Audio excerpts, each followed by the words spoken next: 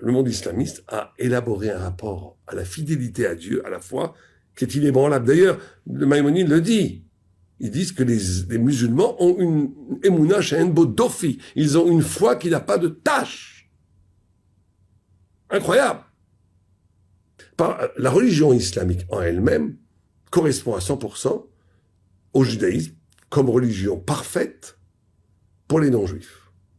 Le judaïsme n'a pas de questionnement ni d'interrogation fondamentale anti-islamique, pas du tout, puisqu'il y a un Dieu unique, l'interdiction de l'idolâtrie, l'obligation de faire la charité, de tuer, de voler.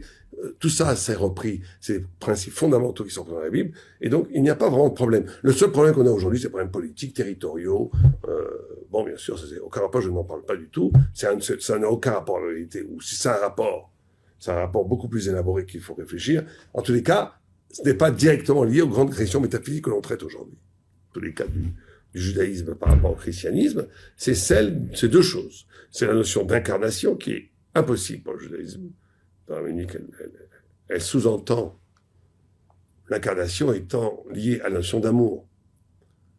Le christianisme veut que leur Dieu s'incarne en homme pour avoir une proximité par rapport aux hommes et même prendre tous les péchés des hommes et être celui qui, dans cette proximité, dans cette identité humaine, va jusqu'au bout de la passion pour réparer toutes les fautes des hommes.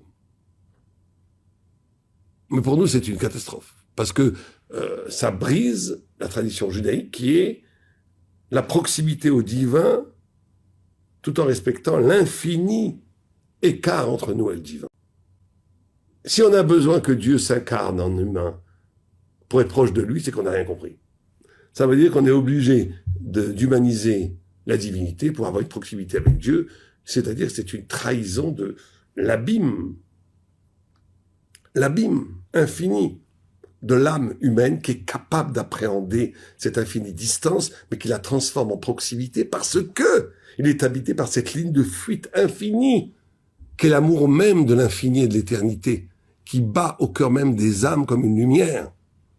C'est une proximité lumineuse, pas une proximité physique. D'ailleurs, ce point de vue-là, il est respecté aussi par l'islam.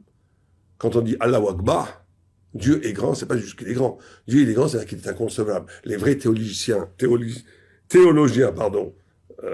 musulmans vous diront Allahu Akbar, ça veut pas dire qu'il est grand. Ça veut dire ça aussi, mais ça veut dire aussi on peut pas le comprendre tellement qu'il est grand. Il est infini. Sur ça, ils sont complètement fidèles au message judaïque. Et la deuxième, c'est l'iconographie. Ça veut dire la nécessité de représenter par des statues, des idoles, une